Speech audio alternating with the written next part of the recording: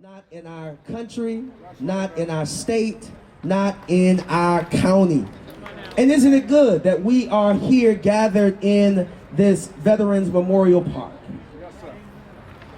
We are here because of the sacrifices that our veterans have made in foreign wars and here in domestic wars.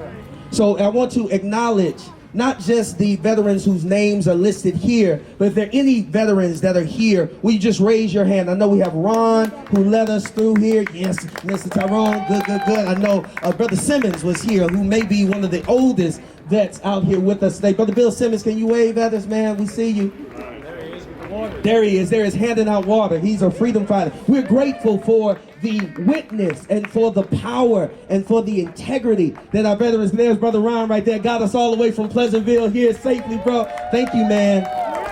But we also acknowledge our veterans who have fought for freedom here in America, from the antebellum slave revolts and the movement for abolition, like Nat Turner and Harriet Tubman and John Brown and Frederick Douglass. The veterans of the Civil War, the great patriotic war that crushed slavery, treason, and secession, like Thaddeus Stevenson, Abraham Lincoln, and Ulysses S. Grant. We even acknowledge the post-Reconstruction resistance to disenfranchisement and terror. Those veterans like Ida B. Wells Barnett and W.E.B. Du Bois and the founders of the NAACP, and we have the NAACP out here today. We also celebrate the veterans of the Civil Rights Movement, the glorious American moral struggle that defeated Jim Crow segregation in the former Confederacy and in the North.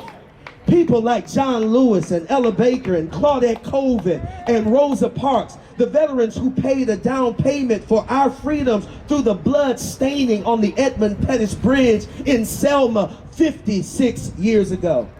We also celebrate the veterans of last year, those freedom uprisings for Black Lives Matter, as we saw the tragic death of folk like Breonna Taylor and Ahmaud Arbery. We know that they are veterans too.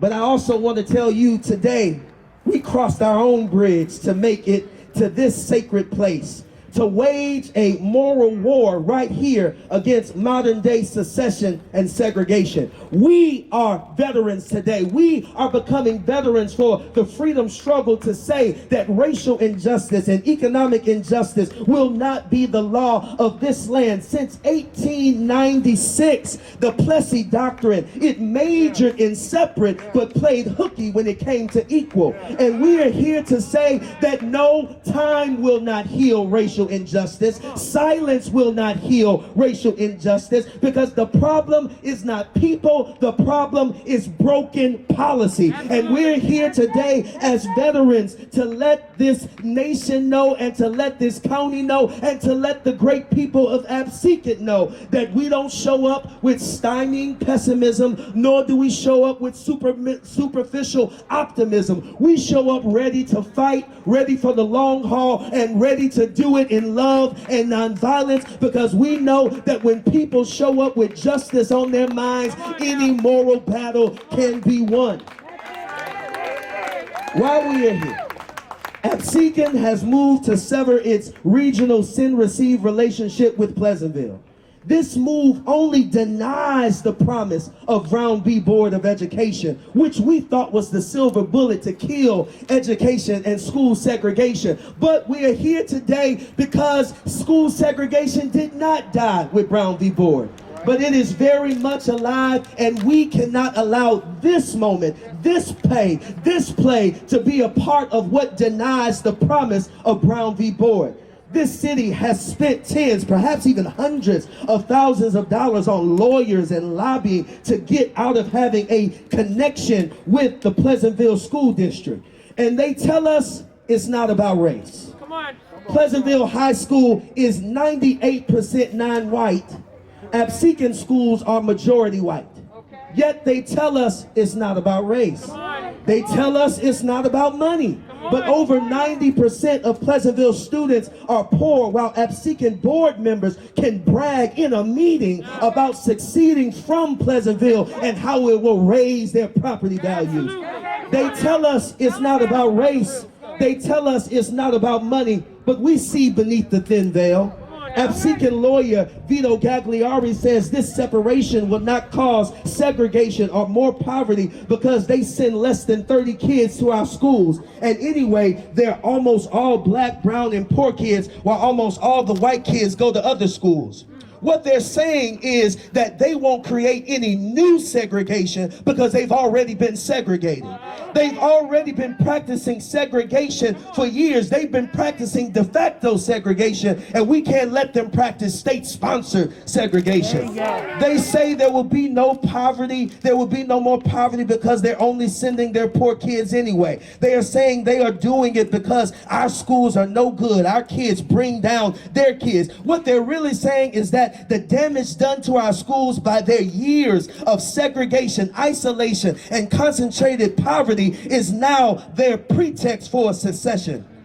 Most, if not all, of the challenges, social, academic, even political and financial, are the result of racial segregation and economic isolation, not the reason for isolation and segregation. The problems that we see in Pleasantville are a result of years of people pulling out and divesting and leaving our children behind without putting forth a real solution to get things done. And today we are here to say that more segregation is never the answer to segregation. Mr. Gagliari has sent a petition to the State Commissioner of Education that is full of lies. It says it does not violate the Constitution, but it does. It says there will be no racial impact. There will be. It says there will be no financial impact. There will be. It says that there will be no educational impact. There will be. But there's more than that.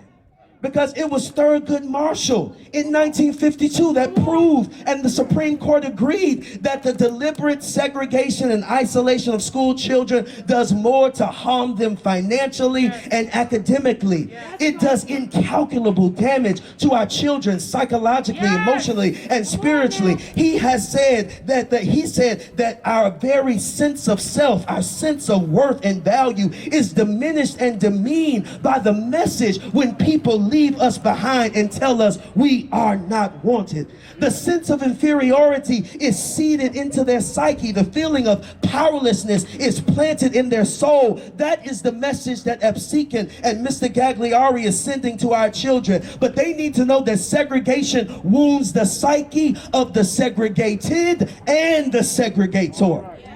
We need to change the message of powerlessness to a message of power through action. As they've been spending money to segregate, we've been raising a multiracial movement. 400 people gathered at Mount Zion in November of 2019.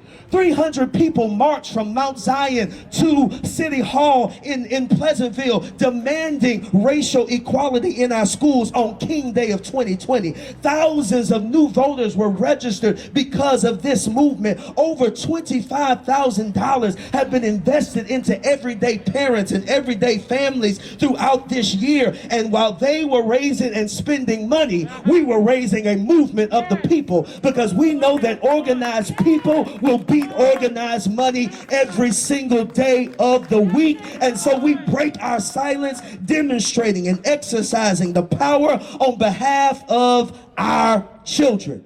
And so here are our demands. Write these down. Here are our demands. Media, make sure you catch these. Here are our demands.